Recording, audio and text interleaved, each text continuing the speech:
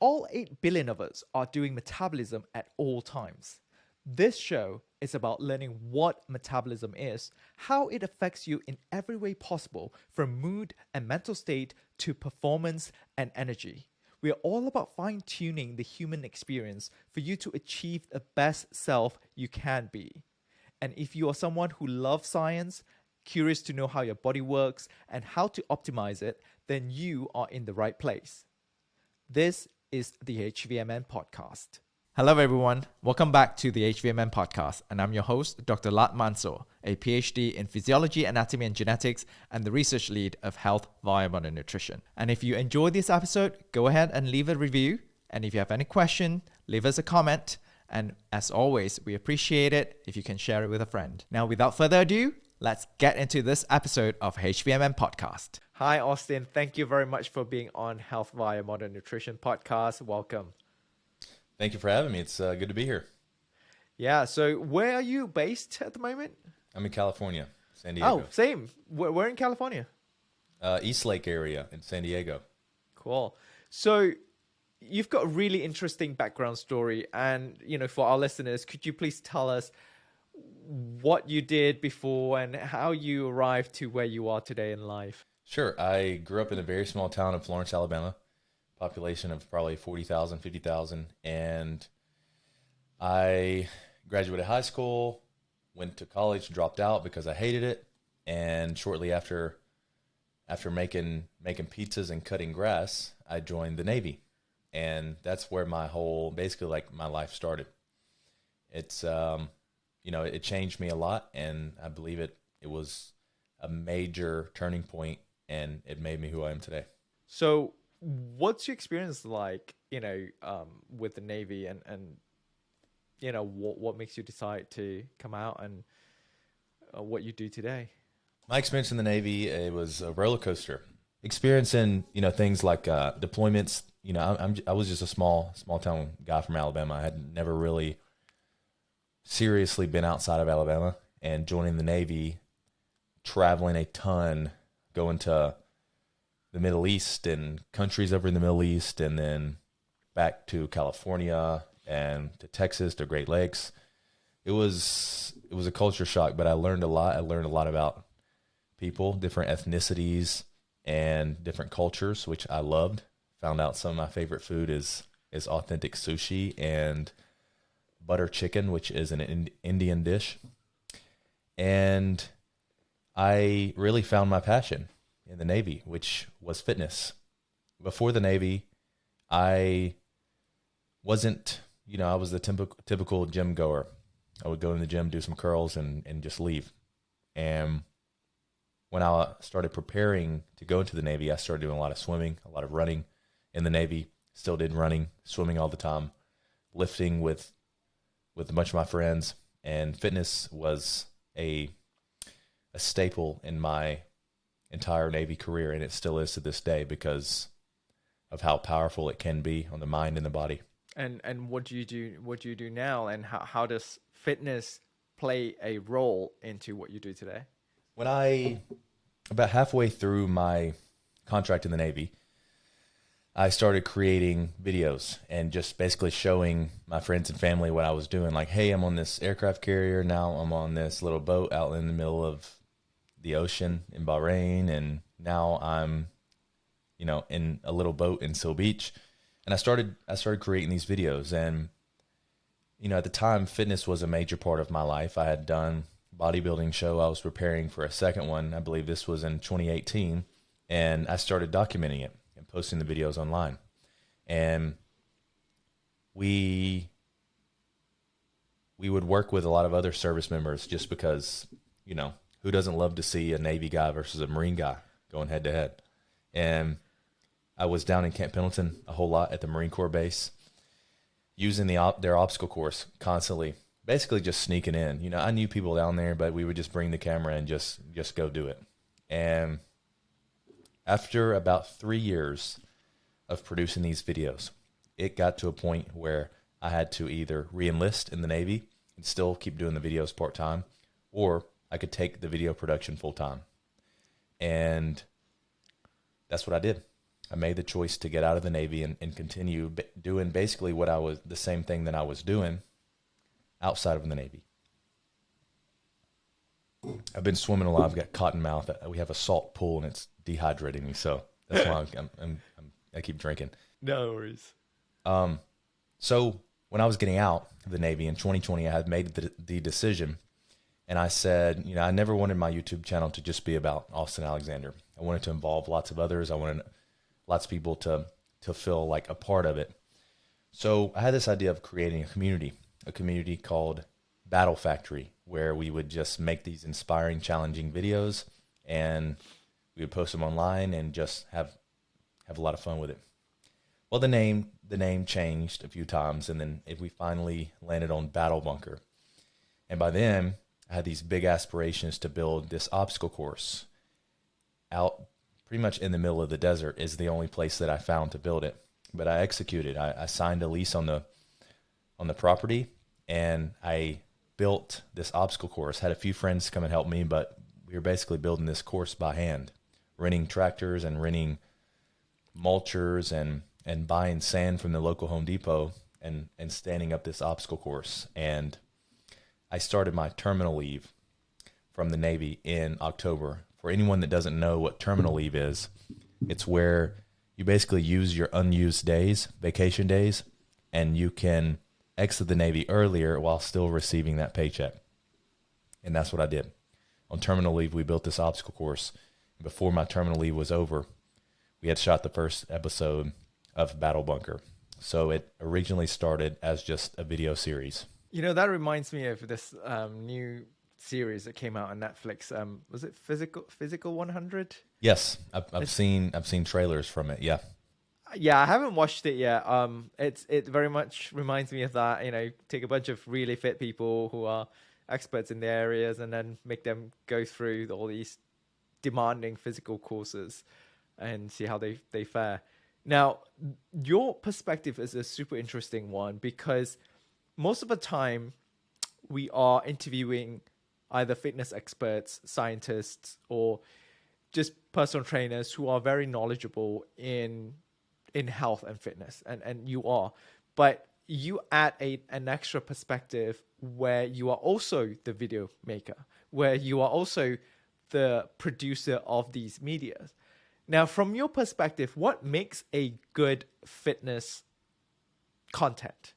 Story is always king. It's king in movies. It's king in YouTube videos. It's even king in short little 30-second. I was going to ask, how do you tell a story in 30 seconds in the short form content, which is, most of the content that people consume these days? Mm-hmm. Well, I look at the 12-step hero journey, and it was invented by Disney. And that's where you see this character or this hero, and you can identify in pretty much every single movie that there is ever, made in the last 70, 60 years. It's where this hero is taken out of their environment or out of their comfort zone.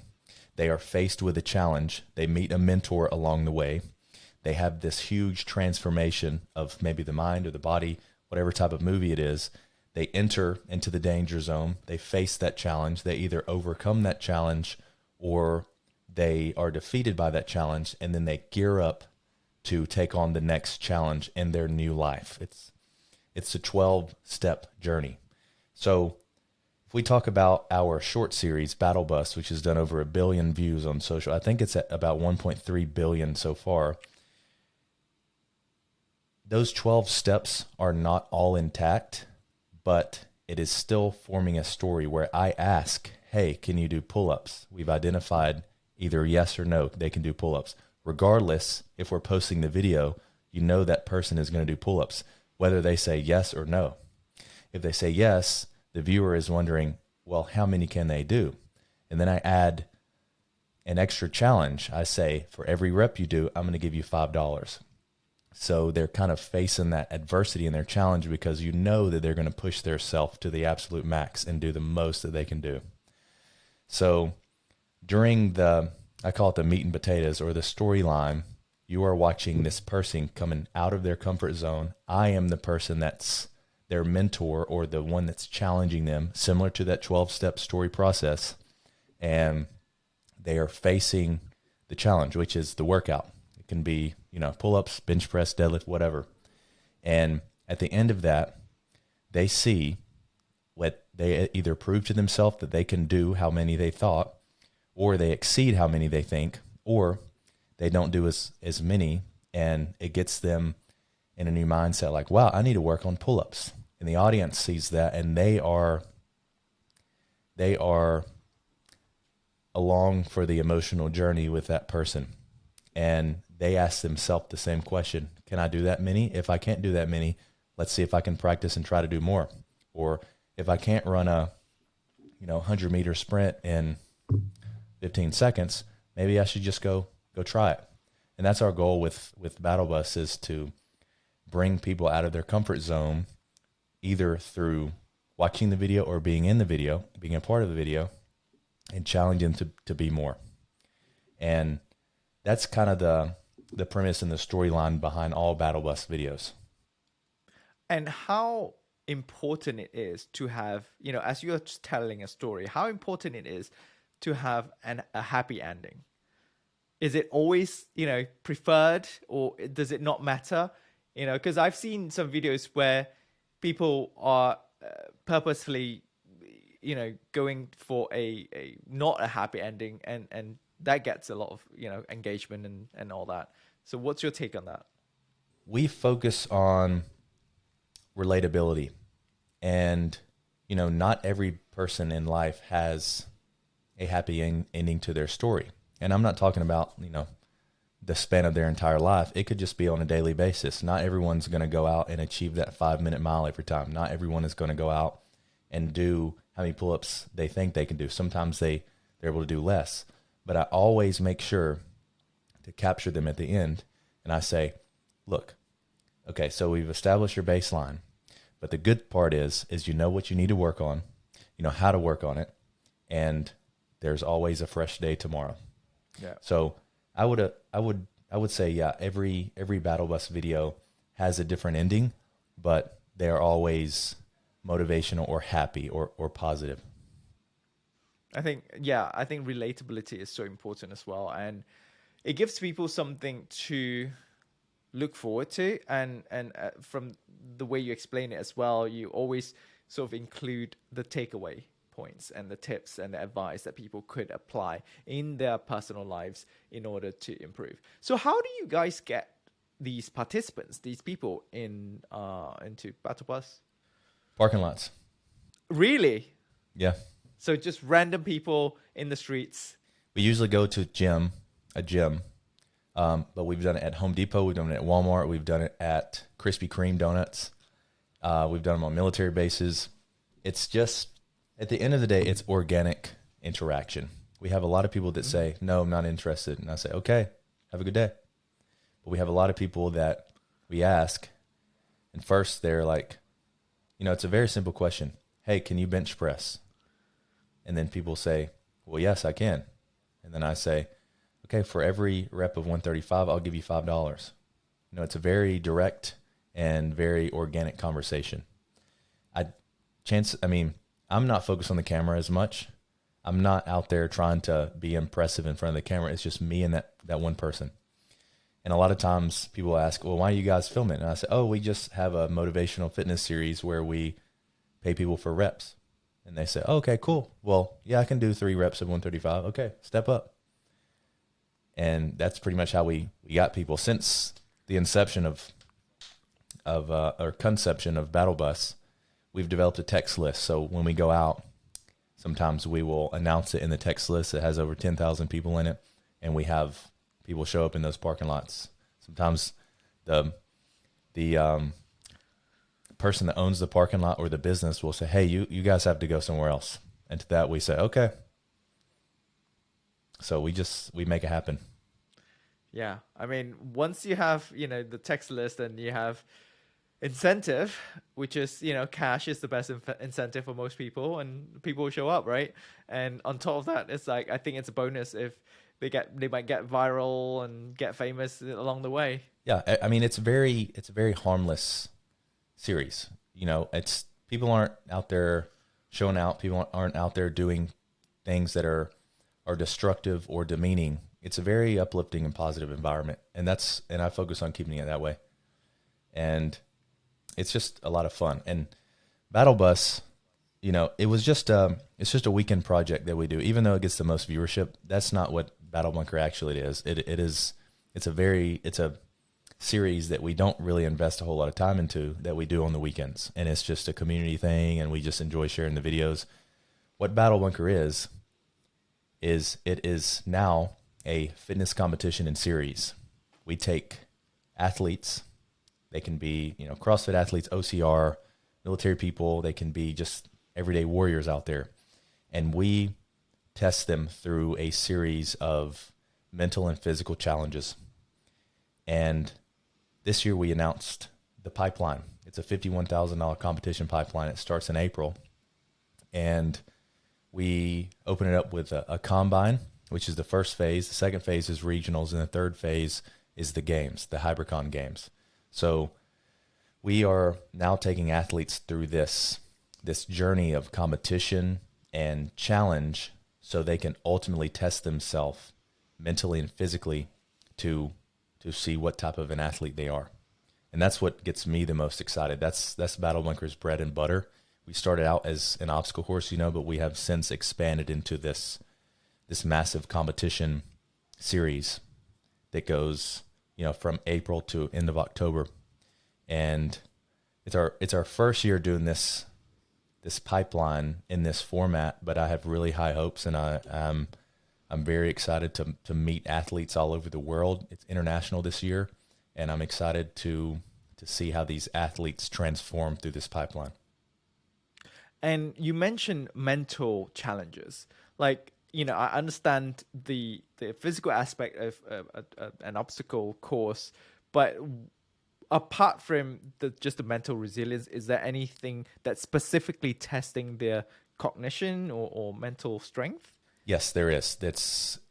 We have, during the combine, we will take, it's open to everyone, so anybody can submit, and the top 21 men and top 21 women in each region will advance to a regional.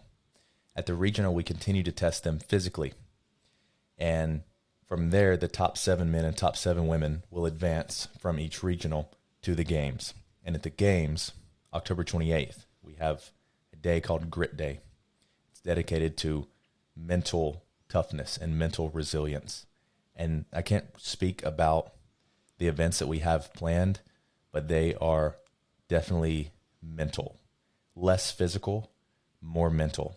And we are taking these athletes and truly testing their mind, because we know the body is nothing without the mind. And we are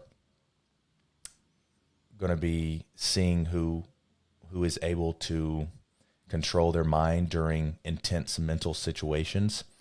And this is nothing like puzzles. These are events that trigger the mind to say, no, I can't do that.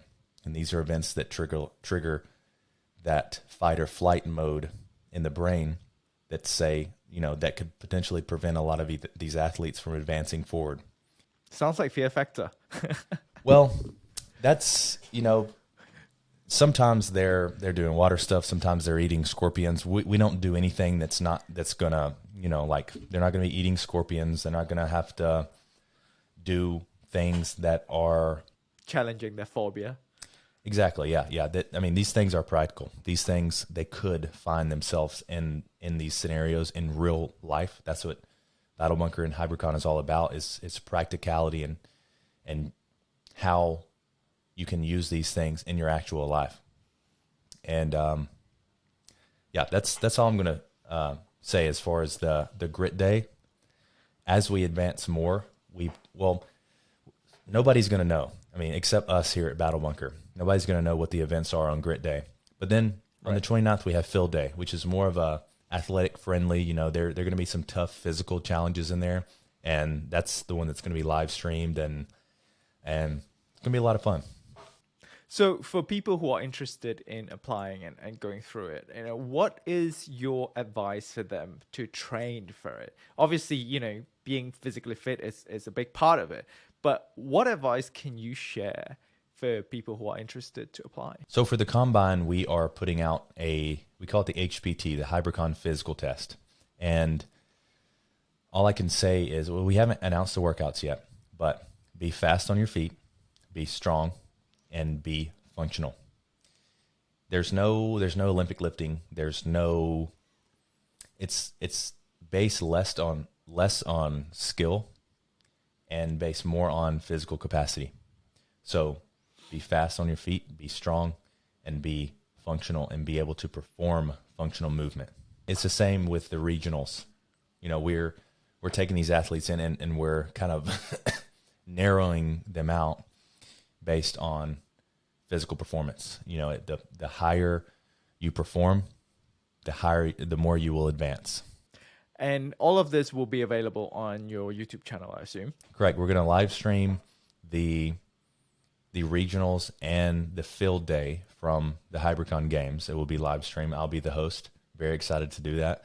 And every other piece of information is going to be on our website. It's thebattlebunker.com. There you go. So I'm excited to watch that. So let's come back to a little bit about Austen Alexander, right? Let's talk about your passion. Is your passion in fitness? Is your passion in media production?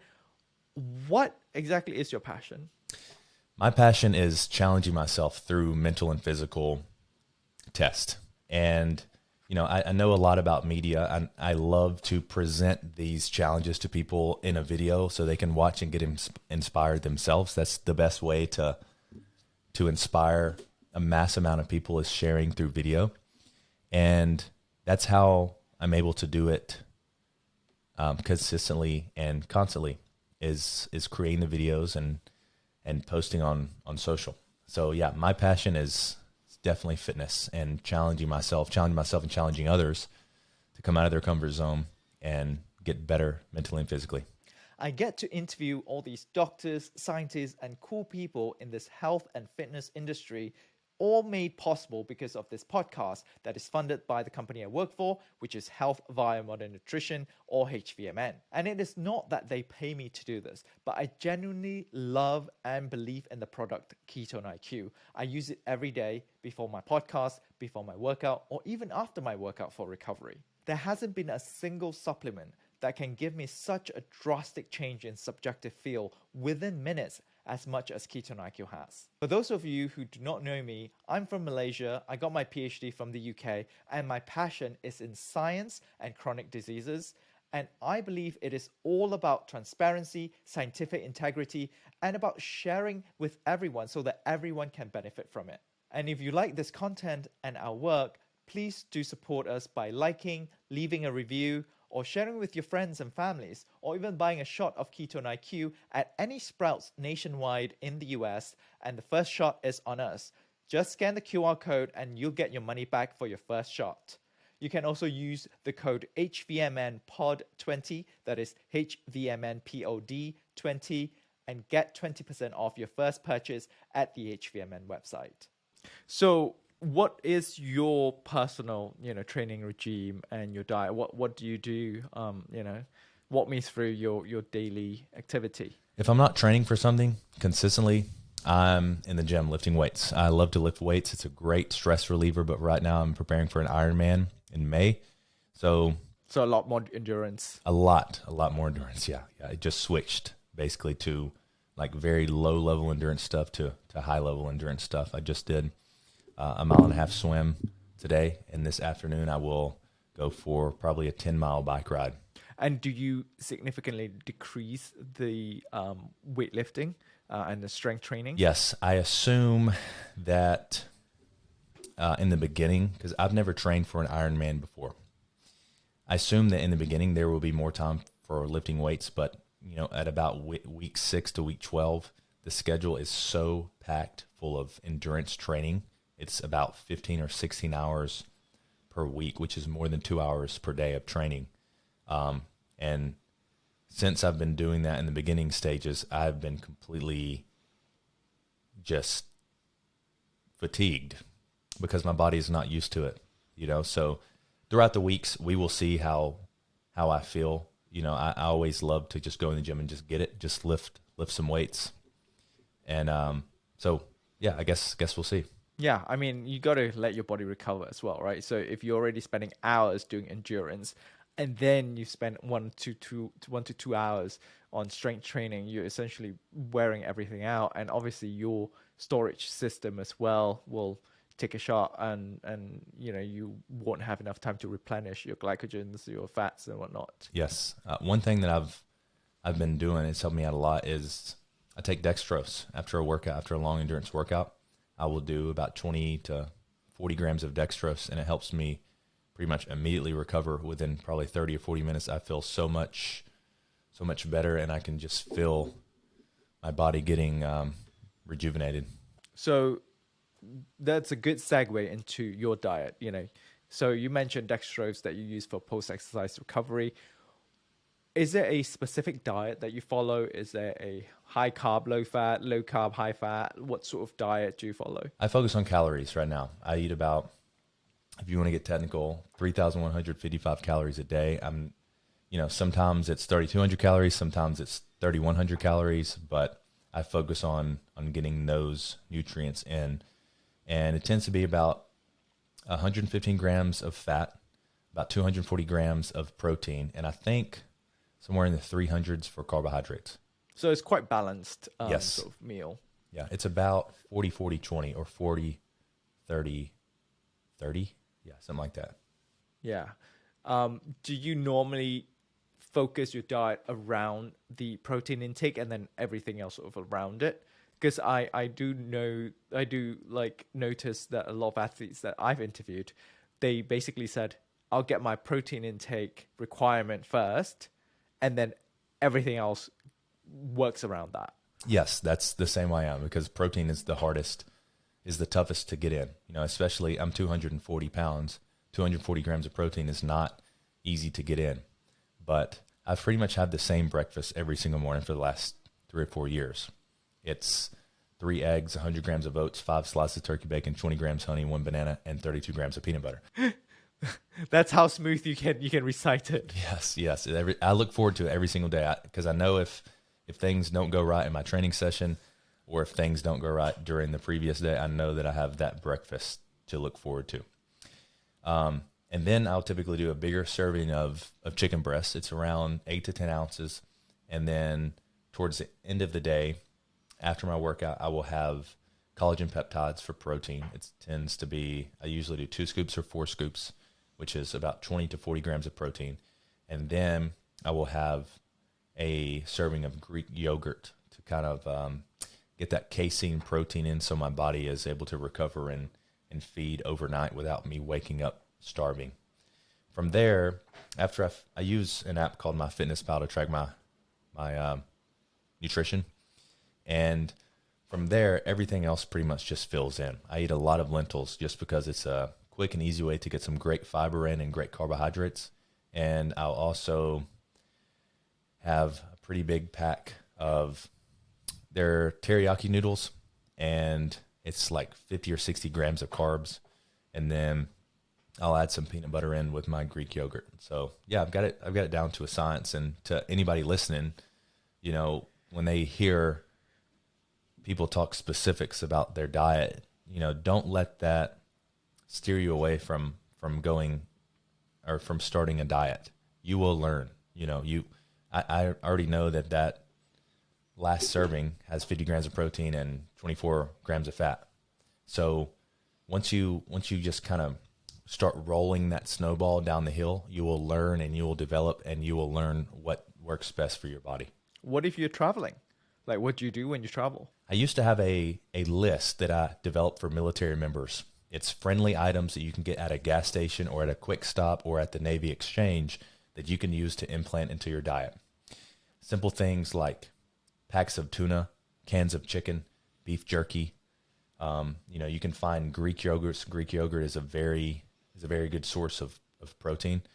And just simple items like snack items that you can find. That's what I use while traveling. Nice. That's a great advice, because I think a lot of people, me included, the difficulty in sticking to a diet or sticking to a regime when I'm traveling, that's a big challenge because one, my schedule is not regular.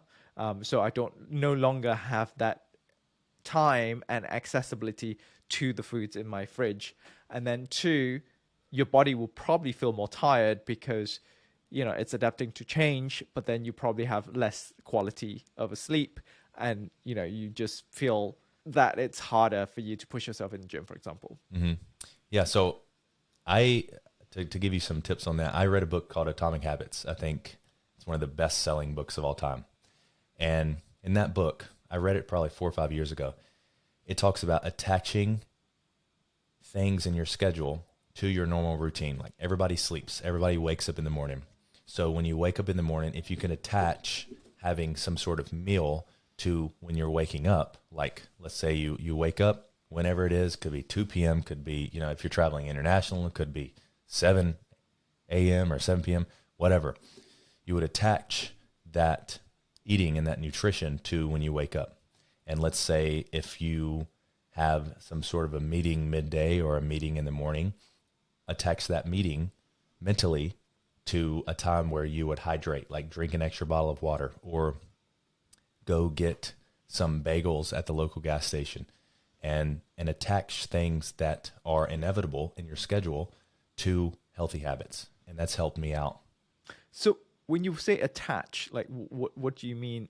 Just doing it every time? Obviously, you're not physically attaching it, but in your mind, everybody wakes up, and whenever it is, they'll wake up from a night's rest or a day's rest if you're on night shift. So if you just attach that waking up to a healthy part of your schedule, like whether it's, like I said, eating a bagel or eating some eggs or some type of protein, if you just attach that to your schedule, it's going to help you out mentally a lot. And so when I say attach, I mean link them in your mind. Associating a certain food with your regular activity that you are already doing. And then you think about, whenever you think about that activity, you think about that food. The foods will change definitely when you travel. Like the more you teach yourself and learn about food, like I know that like what I use for carbohydrates in the morning is oatmeal. If I didn't have access to oatmeal, the next best thing, the most convenient thing is probably a bagel. Very low in fat, higher in protein, and definitely higher in carbohydrates. Whole wheat, so if I had to travel tomorrow and I didn't have the breakfast that I normally have, I would, instead of 3 eggs that I cook on my nice stove and have salt and pepper and all the works, I would go with 3 hard-boiled eggs. They're convenient and they're easy. You can find hard-boiled eggs at any convenience store. Gas stations have them. So I would do that, and I would probably replace the turkey bacon, which is a lean protein, with some type of jerky or like a tuna or a can of chicken, and then I would associate the carbs, the oatmeal, I would replace it with, like I said, a bagel. Got it. So, okay, we've covered the physical aspect, we covered the nutritional aspect. Another aspect that we talk a lot on the show is the mental aspect.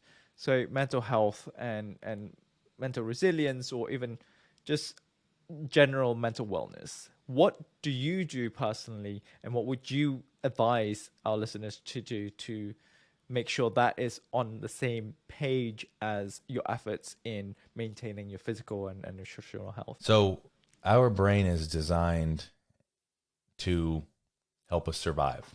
So if there's something that your brain doesn't want to do, like work out or maybe do a cold plunge or, go for that mile run, majority of the time your brain doesn't want to do that. You have to be in control of your brain, and you have to say, okay, I'm going to do this because I know it's good for you and I know it's good for me. So the more that you can do small things and control your brain in certain ways, the more you will adapt to it, and the more you will become accustomed to doing things that are outside of your comfort zone or outside of what your mind is telling you to do.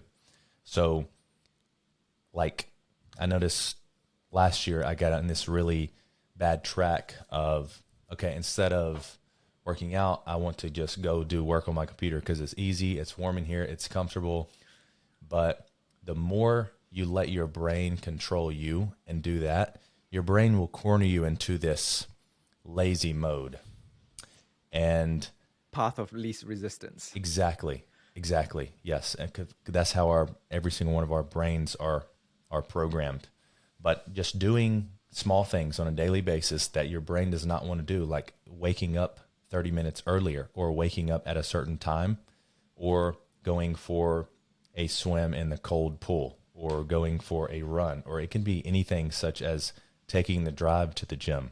You know, the more that you do, and I say that because last year it wasn't about going to the gym for me. It was like, oh, I just don't want to take that 20-minute drive. You know, I'm going to be sitting in traffic. And so the more that you can do those small things, the more you will teach, and you will develop that snowball of discipline in your brain. So that's what I would recommend. Obviously, I don't recommend doing anything dangerous like, oh, let me go dodge traffic. That's not what you should be doing. Do things that are safe and do things that are good for you, but do them against what your mind wants to do. Sort of almost like practicing mindfulness, but in the sense that being mindful that whenever your brain is telling you to do something that is easier, but not necessarily good for you, but being more aware when that situation occurs, and then bring your awareness back to the consciousness of what you consciously decide to do, which should be better for you. Correct. Yes, correct. And nowadays, when we can just flip on our phone and get that dopamine rush from TikTok or videos, or responding to videos that you make. Yeah, exactly. And, or like responding to a text or something like that. I mean, that's why we make highly motivational gym videos, is I know people are going to be on TikTok regardless if Battle Bus is there or not. So if I can invade, and if I could steal their timeline for 50 seconds, and I can motivate people, hey, go to the gym. Hey, go to the gym, go for a run, go challenge yourself. Then I'm going to do that. And that's why I look at Battle Bus as a positive thing. No, 100% for sure. I mean, people, who knows? I mean, if people think that you are, probably be in town and doing the Battle Bus, and they got to be prepared for it, right? They got to train themselves before. Exactly. Yeah. That's and earning hard-earned cash money. Mm-hmm. And, if 1% of people actually got inspired or motivated by those videos, I would say we've inspired and motivated a lot of people around the world to just go out and become 2%, 3%, 5% more active. Yeah, and we are habitual creatures. So, we build a habit, but we are also community-based sort of creatures. So if you can inspire 1% of people, like you said, and most of the time they will probably share the video, and they will probably ask their friends to go with them to go work out, and it becomes a community, right? Exactly. Yep. So is there anything else? We covered your story, we covered your personal routines, and we covered Battle Bus, Battle Bunker. Is there anything else that we haven't covered that you would like to cover? I think that's pretty much it. We covered a lot. Yeah. Yeah, we did. Is there any, takeaway message you would like our listeners listening to this, whether they are top-notch athlete trying to go for Battle Bunker, or they are just starting on their fitness journey and trying to go for, a 5,000 step walk? What takeaway message would you give them? I'll get in the roots for a second. So hormones control lots of things in our body. They control how we feel. They control how we perform. And mental health is a big topic for me, just because I have dealt with negative mental health, and a lot of my friends have as well. Some of my friends have lost their life to mental health struggles and issues.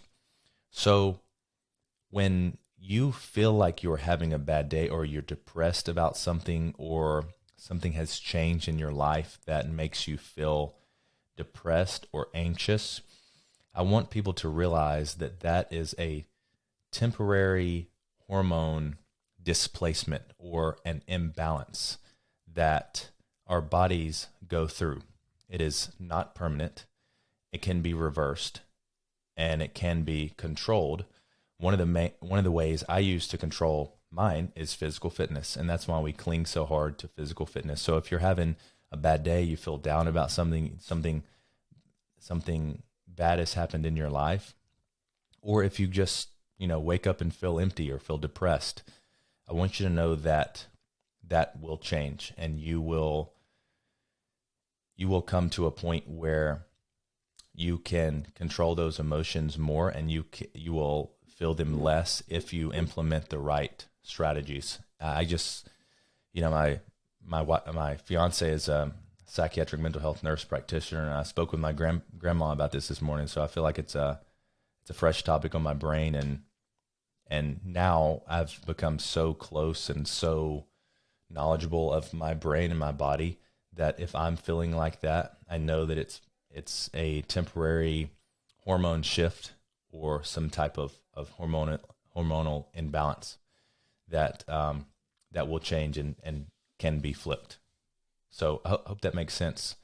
Yeah, that's what I wanted to offer. Yeah, I mean, I tell my friends and myself all the time that when we feel a certain way, especially negative way, it's essentially chemicals in our brains telling us and making us feel a certain way, and sleep it through. And then if you still feel a certain way, then do something about it. Or, most of the time you'll probably feel a little bit better the next day because your chemicals have come down. Exercise, meditation, right amount of healthy foods, they all contribute towards the overall wellness and mental health space as well. So, and for our listeners who would like to find you and your channel and, on all sort of platforms, where can they find you? They can find me on YouTube. I upload there quite frequently, as well as Instagram. YouTube is just Austen Alexander, Austen Alexander, and then Instagram is Austen Alex, AUSTEN_Alex. Got it. Thank you so much, and thank you for sharing your story, and thank you for doing the things that you do and inspire people towards health and fitness. Of course, thanks for having on. This was great. Thank you.